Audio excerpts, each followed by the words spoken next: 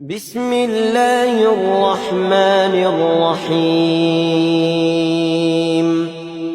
تبارك الذي بيده الملك وهو على كل شيء قدير الذي خلق الموت والحياة ليبلوكم أيكم أحسن عملا وهو العزيز الغفور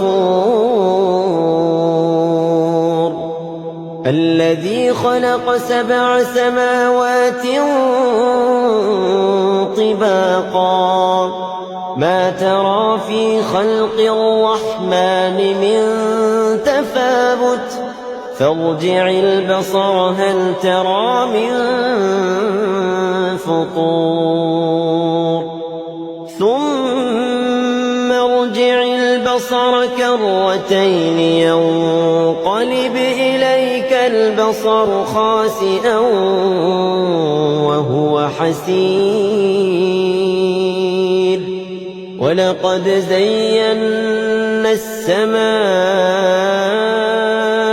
الدنيا بمصابيح وجعلناها رجوما للشياطين وأعتدنا لهم عذاب السعير وللذين كفروا بربهم عذاب جهنم وبئس المصير إذا ألقوا فيها سمعوا لها شهيقا وهي تفور تكاد تميز من الغيظ كلما ألقي فيها فوج سألهم خزنتها ألم يأتكم نذير قالوا بلى قد جاءنا نذير فكذبنا وقلنا ما نزل الله من شيء إن أنتم إلا في ضلال كبير وقالوا لو كنا نسمع أو نعقل ما كنا في أصحاب السعير فاعترفوا بذنبهم فسحقا لأصحاب السعير إن الذين يخشون ربهم بالغيب لهم مغفرة وأجر كبير وأسروا قولكم أو اجهروا به إنه عليم بذات الصدور ألا يعلم من خلق وهو اللطيف الخبير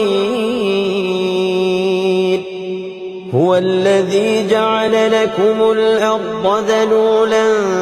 فامشوا في مناكبها وكلوا من رزقه وإليه النشور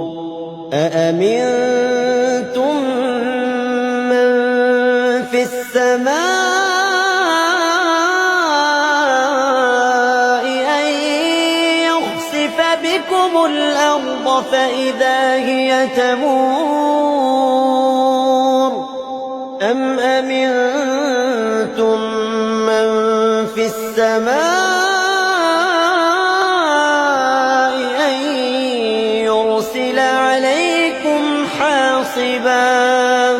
فستعلمون كيف نذير ولقد كذب الذين من قبلهم فكيف كان نكير أولم يروا إلى الطير فوقهم صافات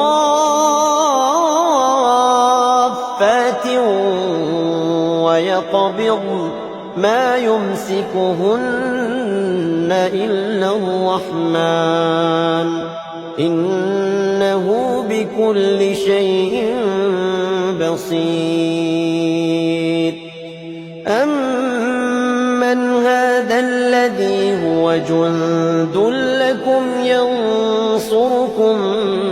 من دون الرحمن إن الكافرون إلا في غرور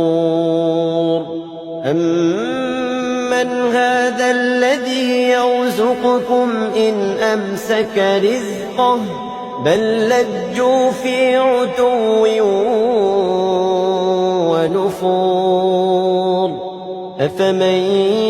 يمشي مكبا على وجهه أهدى أمن يمشي سويا على صراط مستقيم قل هو الذي أنشأكم وجعل لكم السمع والأبصار والأفئدة قليلا ما تشكرون قل هو الذي ذرأكم في الأرض وإليه تحشرون ويقولون متى هذا الوعد إن كنتم صادقين قل إنما العلم عند الله قل إنما العلم عند الله وإنما أنا نذير مبين فلما رأوه زلفة سيئت وجوه الذين كفروا وقيل هذا الذي كنتم به تدعون قل أرأيتم إن أهلكني الله ومن معي أو رحمنا فمن يجير الكافرين من عذاب أليم قل هو الرحمن آمنا به وعليه توكلنا فستعلمون من هو في ضلال مبين قل أرأيتم إن أصبح ماؤكم غورا فمن يأتيكم